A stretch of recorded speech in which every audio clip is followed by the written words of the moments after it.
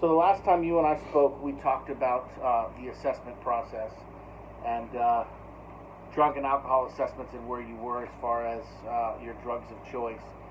Based on those results, I have put together some information in a packet form. The first one I chose was marijuana because you seem to like that. There's a lot of really good information about marijuana. The second one was your heroin and the affinity toward heroin. The second one and the third one, last one, will be alcohol. And I just put some risk assessments on there, mixing alcohol with other substances and things of that nature. So if you'd like, we can go ahead and get started. Yeah. The first page is just talks about marijuana use, effective school, work, and social life.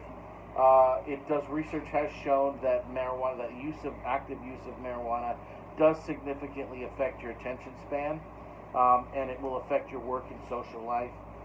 The degree of marijuana use is the casual remains an open question regarding further research.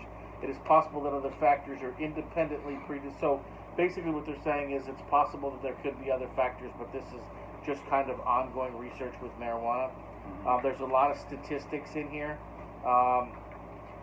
So basically a control group smoking marijuana that at least once in their lives, but not more than 50 times, all participants had similar education and income backgrounds, but significant were found that their education attainment, fewer of those were engaged in heavy cannabis use and completed college.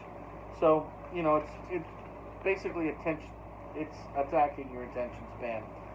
This is just basically what is marijuana. It's called pot, herb, grass, ganja, Mary Jane, vast numbers. Basically what the addictive substance or the substance in marijuana that makes you high is THC, and it's delta-9 tetrahydrocannabinoidal. The chemical is found in resin and produced by the leaves and buds, primarily the female cannabis plant.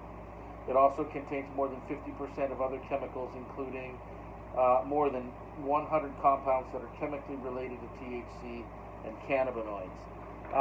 The scope of marijuana use in the United States, it is the most commonly used illicit drugs.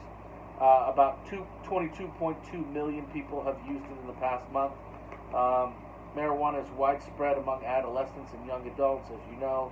According to the annual survey of drug use attributes among the nation's middle and high school students. This probably doesn't pertain to you. No. Medical emergencies possibly related, so they do have had medical emergencies for overdose of marijuana, believe it or not. There were nearly 456,000 drug-related emergency department visits in the United States, which I thought was very interesting. What are the effects of marijuana? Basically, the THC makes you high. It passes from your lungs into your bloodstream. There's several different ways you can ingest marijuana. You can smoke it, or you can ingest it or eat it in edibles. When you smoke it, it's usually the fastest way to get high. The second one is, edibles. It takes about 30 minutes to an hour. When you eat it, though, it does give you an all-body high, as opposed to just kind of a head high when you smoke it. Marijuana does produce its effects. This is basically information about how it hits your bloodstream. If you're interested in that, it affects your influences pleasure, memory, thinking, concentration, movement, coordination, and sensory time perception. Because of its similarity, THC is able to attach to molecules called cannabinoid receptors, and all this information is about those receptors if you like technical information.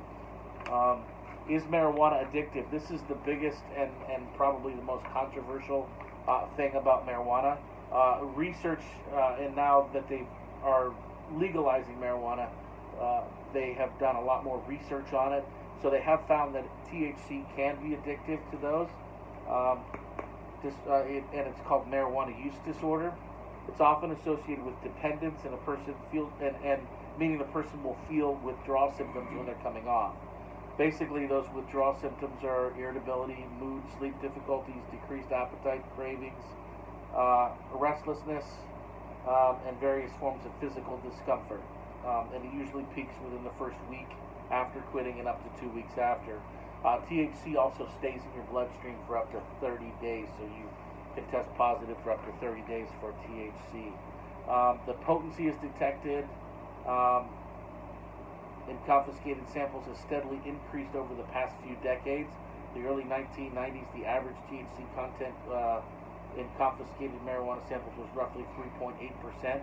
In 2014, it was 12.2%, and today it's even higher than that.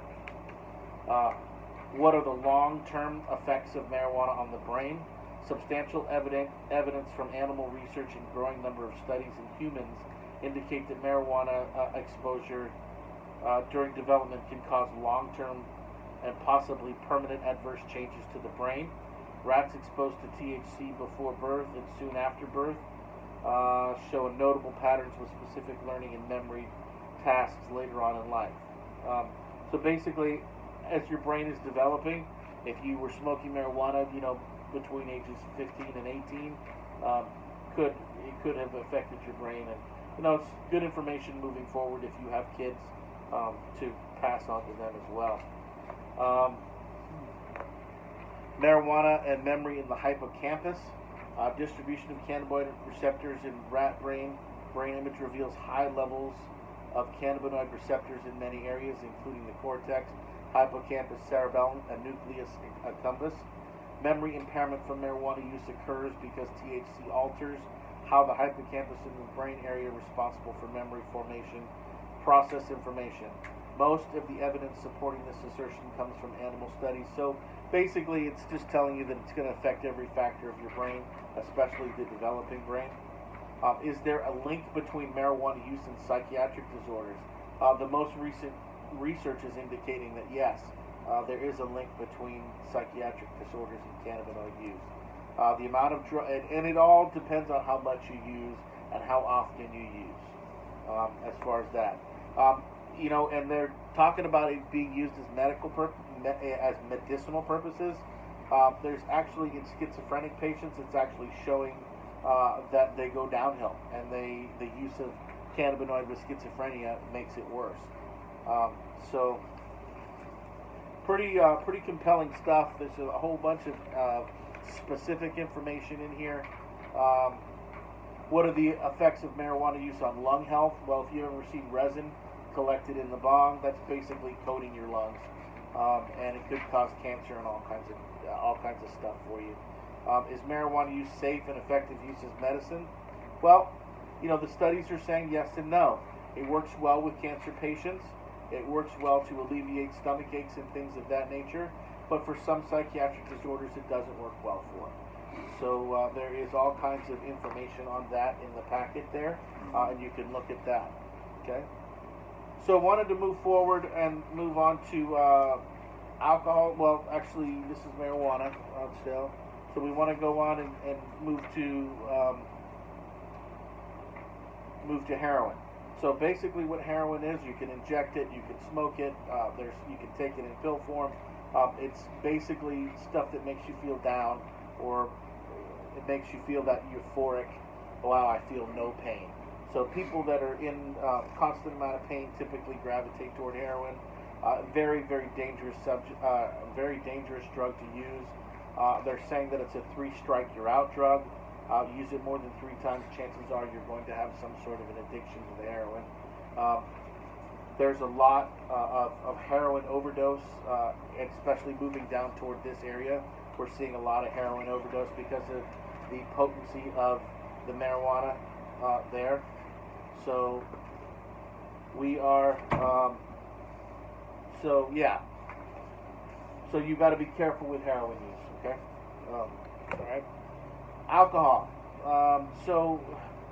There's a lot that we know about alcohol. There's been a lot of research done on alcohol, wet brain, that kind of thing for several people that use alcohol. The one that I wanted you to cue into the most on was mixing alcohol with other substances. So you have to be really careful when you mix alcohol with opiates and things of that nature, because that can kill you.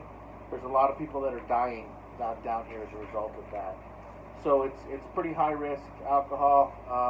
Remember, one beer is 1 shot of alcohol. So you can say, well, I'm drinking beer, it's whatever. But it does catch up to you. So 1 beer equals 1 shot. So if you have 5 beers, you've had 5 shots of alcohol. Any questions regarding this? pretty thorough. You can go through it at your leisure. There's a lot of information here. I'm sorry that I did that to you, but I'll give you those packets to take home. And I just want to thank you for giving me your time today. Thanks again.